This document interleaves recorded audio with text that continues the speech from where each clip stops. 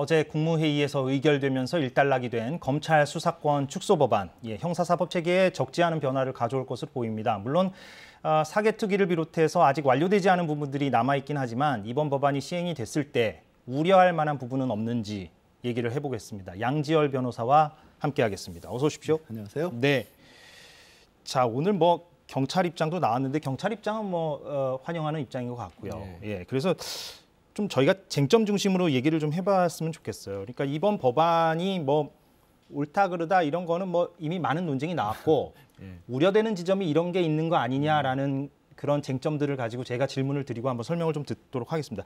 이걸 가장 많이 얘기하는 것 같아요. 그러니까 고발인이 이의 신청을 못하도록 하는 부분. 그러니까 좀 설명을 하자면 고소인이나 피해자는 경찰이 사건을 그냥 무혐의로 종결했을 때 이의 신청을 할 수 있도록 돼 있지만 고발인은 하지 못하도록 돼 있단 말이죠. 그런데 이렇게 되면 노인이나 아동이라든가 이런 소수자들을 상대로 한 범죄라든가 혹은 어떤 거대 조직의 어떤 내부 고발자라든가 이런 사람들이 이제 폭로하는 어떤 내용들, 공익과 부합하는 내용들이 묻히게 되는 거 아니냐 이런 걱정이잖아요. 어떻게 보세요? 일단 먼저 이제 검찰의 수사권 조정과 같은 것들이 사법 체계를 변형하는 게 한 70년 만에 이루어지는 거지 않습니까? 모든 법안이 다 그렇듯이 완벽하게 처음부터 이루어질 수는 없다라고 보고요. 이게 이제 고발인의 경우에는 그러면 이의 신청을 하지 못하도록 한 취지를 보면 과거에 검찰 수사를 했었을 때 이런 경우들이 있었죠. 어떤 시민이나 단체 같은 곳에서 뭔가 정치적 쟁점이 되고 있는 사건들을 갑자기 제3자가 고발을 검찰에 하고 그런 검찰이 이제 직접 수사에 나서고 이게 또 정치적 쟁점이 사법 쟁점으로 옮겨가는 그런 문제들이 있다 보니까 그걸 막으려고 한 취지로 보입니다. 다만 취지는 그렇죠. 취지는 그런데도 불구하고 말씀하신 것처럼 약자가 보호되지 못하는 경우는 있을 수 있지 않느냐 이런 반론 충분히 가능하고 이 부분은 아마 여당에서도 좀 보완을 하려고 시도를 할 것으로 보이고 오늘 윤호중 비대위원장은 그 부분을 조속히 보완해야 한다라고 입장은 밝히긴 해서 그렇지만 또 한편으로는 이제 생각해 볼 수 있는 것들이 지금 말씀하신 약자 부분들 같은 경우는 이제 고소인 말고 피해자가 있습니다. 그러니까 성범죄가 됐든지 장애인이 됐든지 이런 부분들은 고발을 제3자가 하더라도 피해자가 있는 범죄 같은 경우에는 피해자가 역시 이의 신청을 할 수 있다는 부분이 이 하나가 예를 들면 나서기가 힘들면 대리인을 통해서라도 이렇게 할 수 있다. 하고 일단 수사로 쟁점화를 시키는 것 자체가 어려운데 고발에 의해서 쟁점화가 된 이유는 피해자가 이의 신청을 할 수 있는 구도가 되고 내부 고발 같은 경우는 한 예로 공익신고자 보호에 관한 법률 같은 거로 별도의 장치가 있기도 하고요. 근본적으로는 그런 문제를 크게 제기하시는 분들이 경찰의 수사에 대한 또 불신도 들어가 있는 부분이거든요. 물론 그렇죠. 이제 경찰 수사에 대해서 여태까지는 경찰이 수사권을 전반적으로 갖지 않고 있었던 부분에 있어서 마치 검찰의 하위 조직처럼 운영됐던 부분이 있기 때문에 경찰 수사 자체가 수평적으로 상향돼서 보완하는 역할도 간다라는 걸 전제로 놓고 본다라면 경찰이 의도적으로 그럴 리는 없겠지만 그렇게 됐을 경우에는 검찰이 여전히 경찰에 대해서 수사권을 가지고 있고 또 고위직 경찰에 대해서는 또 역시 이제 공수처에서도 수사권을 가지고 있다는 견제 장치가 마련돼 있기 때문에 그런 여러 가지 것들이 한꺼번에 작용을 할 겁니다. 다만 그럼에도 불구하고 혹시 문제되는 부분이 있는지는 다시 한번 조사를 하겠죠. 어찌됐건 그 피해자 부분과 공익신고자 보호법 그 부분은 좀 생각을 해볼 수 있는 그런 충분히 다시 생각을 해야 되는 다만 전체 취지를 흔들 만큼 이게 그렇게 큰 거라고 봐야 될지 그거는 또 의문이 될 수 있다. 물론 지금 의견은 우리 변호사님의 어떤 개인 의견을 전제로 해야 되겠죠. 왜냐하면 법조인들 사이에서도 의견이 좀 엇갈리는 것 같고요. 다른 쟁점은 이거죠. 그러니까 1차 검경 수사권 조정 이후에 사실 이런 얘기들이 실무선에서 많이 나왔잖아요. 그러니까 경찰 단계에서 사건이 너무 많이 몰린다. 그래서 사건이 너무 쌓인다. 그래서 좀 수사 진행이 매우 더디고 지체된다. 그래서 이게 이제 서민들에게 이제 매우 답답함을 주고 피해자들에게 더욱더 이제 어떤 절망감을 준다. 이런 얘기들이 많잖아요. 그래서 이런 상황인데 여기에서 이번에 이제 검찰 수사권 축소 법안이 시행이 되면 이런 현상을 더욱더 심화시키는 거 아니냐라는 지적들도 있는 것 같아요. 어떻게 보세요, 이거는? 근데 지금 오늘 경찰에서 물론 경찰에서 내놓은 통계이긴 합니다만 지금까지 경찰이 먼저 수사를 했던 사건이 전체 99.4%라는 거예요. 그러니까 대다수죠.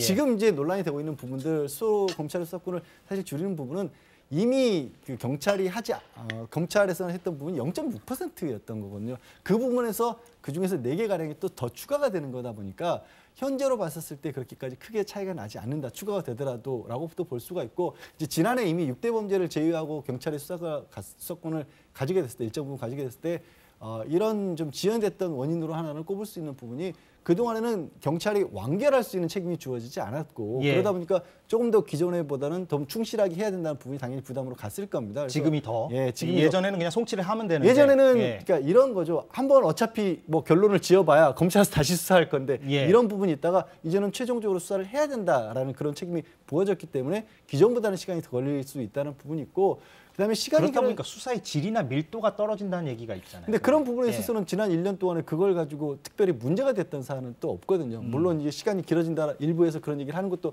사실이지만 예. 근데 반대로 보면요. 이게 내가 고소한 사건의 수사가 늦어진다라고 봤었을 때 그럼 상대방의 고소를 당한 사람은 이 사람이 범죄자라고 단정할 수 있나요? 그건 또 아닌 거거든요. 이 형사사건이라고 하는 건 한쪽에서 죄를 지었다고 주장하는 쪽이 있으면 죄를 짓지 않았다고 주장하는 쪽도 있는 물론 거고요. 그렇죠. 그렇기 예. 때문에 그 균형점을 맞춰가야 된다는 부분이 이제 앞으로도 더 보완을 할 부분이 있을 것이고 경찰에서도 추가적인 인력 충원 요청은 하고 있는 걸로 알고 있습니다. 예. 그래서 사실 경찰 입장에서는 뭐 인력 충원 얘기를 꺼낼 수 있는 호재가 된 것도 그럴 있어요. 수도 현실적으로 있죠. 보면. 현실적으로 그럴 예, 수도 예. 있죠. 그런 측면도 있어요. 그런데 지금 중수청을 설치를 해야 되는데 지금 사개특위가 네. 정상적으로 굴러가지는 않을 것으로 보이고 왜냐하면 국민의힘이 저렇게 반발을 하니까 말이죠. 그래서 어제 저희 출연자들도 사개특위가 당분간 공전할 것이다 이렇게 이제 전망들을 하더라고요. 선거도 네. 곧 있고. 그렇게 되면 중수청이 당분간 없으면 뭐 1년 반 안에 이게 중수청이 나오고 이렇게 해야 되는데 그게 안 될 수도 있는 거 아닙니까? 그러면 그럼 이 상태로 그냥 가는 거잖아요. 자연스럽게 부패하고 경제 부분은 부패 경제를 검찰이 이제 하는 건데. 계속 수사를 하고 있는 그런 상황이 될 것 같고요. 예. 그러니까 이게 결국에는 이제 검찰에서는 전반적으로 이 현재 검찰 개혁 방안에 대해서 반대를 하고 있지 않습니까? 그러다 보니까 이거를 고집을 한다고 해야 될까 아니면 유지를 시키려고 좀 움직임이 있을 것 같고 그러면 말씀드린 것처럼 부패하고 경제 부분은 남아있는 채로 계속해서 갈 것이냐 언제까지 그렇게 갈 것이냐 그러면 말씀은 뭐 이게 검찰 개혁이라고 하는 게 결국에는 지금까지 수사권 부분에 있어서 검찰의 역할이 주된 역할을 수사 쪽에 무게를 줬더라면 예. 경찰의 수사를 보완하면서 공소안을 제기하는 쪽에 더 무게를 두는 쪽으로 바꿔가는 노력들도 같이 있어줘야 하지 않을까. 아예 그러면 이 여당에서 지금 바꿔진 법안에 따라서 이게 단순하게 수사권을 옮긴 게 아니라 제도 틀을 바꾸는 거거든요. 무게중심을 바꾸는 건데 여기에 대한 어떤 협조 관계는 아예 안 할 것이냐 이런 근본적인 질문을 할 수밖에 없는 거죠. 근데 이런 우려도 있습니다. 그러니까 동일성을 너무 강조하다 보니까 지금 동일성을 해치지 않는 범위에서 이제 검찰이 수사를 더 할 수 있다 이거잖아요. 그러다 보니까 이제 피의자가 있었을 때 그 사람이 이제 다른 범죄 혐의가 드러나도 제대로 수사가 속도감 있게 진행되지 못하고 검찰이 그것을 경찰로 이거 한번 들여다 보세요 하고 이제 돌려보낸다든가 이런 상황이 이제 벌어질 수도 있는 거 아니냐. 물론 이건 뭐 가정형의 얘기긴 합니다만 발생할 수 있는 거잖아요. 이런 경우는. 지금과 그 가정도 사실 지금의 경찰과 검찰, 기존의 경찰과 검찰의 관계에 있지 않습니까? 네. 사실상 말씀드린 것처럼 수직적 관계에 있어서 경찰이 수사를 한 것을 재검토해서 검찰에서 다시 보고 상부기관에서 지휘를 하는 그런 입장이 있었을 때는 그런 걱정이 있을 수가 있는데 네. 말씀드린 것처럼 공소와 수사를 분리를 한다라는 건 수사를 아무리 열심히 잘해도 뭐합니까? 재판에 안 넘겨주면 뭐 이게 안 되는 의미가 거잖아요. 없는 거죠. 의미가 없는 예. 거니까. 그리고 공소를 제기하는 역할을 맡은 쪽에서도 수사가 처음부터 제대로 안 되면 공소를 또 제대로 할 수가 없죠. 유죄 판결을 이끌어낼 수가 없으니까 양쪽이 협력 관계로 수사 초기부터 간다라는 쪽에 그 발전 방향을 가지게 된다라면 이렇게 무슨 이 나중에 서류를 이만큼 갖고 와서 나중에 검토해보고 끝내고 다시 돌려버리고 이런 식의 과정을 좀 아예 체질적으로 바꿔야 될 필요가 있지 않을까 싶습니다. 사실 이건 좀 시행을 해봐야 좀 알 것 같아요. 그것도 부작용이 마찬가지. 얼마나 마찬가지. 생길지. 왜냐하면 지금 다들 염려하시는 것들이 이제 어떤 가정을 전제로 해서 또 네. 염려하시는 부분도 있고 물론 그것이 뭐 설득력이 없는 건 아닙니다. 그리고 아까 처음에 말씀드렸다시피 지금 이제 수사권 분리에서 가장 논의가 되는 크게 되는 부분은 경찰을 거치지 않고 검찰이 직접 수사라는 부분을 가지고 얘기를 하는 거잖아요. 이른바 특수수사. 예. 예. 근데 그게 0.6%라는 예. 거예요. 그럼 이게 얼마만큼이나 큰 비중을 가지고 크게 논란을 일으킬까? 말씀하신 것처럼 시행을 해봤을 때 이미 6대 범죄를 제외한 나머지 범죄를 이미 1년 동안 했지만 그 부분이 그렇게 논란이 됐던 부분은 없었거든요. 예. 끝으로요. 30초만 드리겠습니다. 30초만. 네. 그 부패하고 경제를 수사할 수 있잖아요. 네. 검찰이 당분간. 어떻게 보면 올해 그렇게 될 수도 있어요. 생각보다. 그런데 그거에서 더 확장되는 거 아니냐라고 검찰 수사권을 우려하시는 사람들은 그렇게 얘기를 하거든요. 실제로 그럴 가능성이 있죠. 가능성이 왜냐하면 이게 있다고 시행령으로 만드는데 이게 부패 경제라고 하는 게 실제 구체적인 범죄에서는 어떤 범죄까지 집어넣을지를 시행령은 대통령령으로 만들어진 예. 거거든요. 그래서 그걸 가지고 또 정치권이 사실 그 법의 문제라기보다 정치적 영역으로 가서 또 한동안 시끄럽지 않을까 싶습니다. 알겠습니다. 예, 좀 시행되는 걸 좀 보고 나서 또 여러 가지 얘기들이 또 나올 것 같습니다. 계속 아마 논란은 지속되지 않을까 싶습니다. 네, 양지열 변호사와 얘기 나눴습니다. 고맙습니다. 네, 고맙습니다. 네, 오늘 사사건건 여기까지입니다. 내일이 어린이날이죠. 저희는 모레 다시 돌아오겠습니다. 고맙습니다.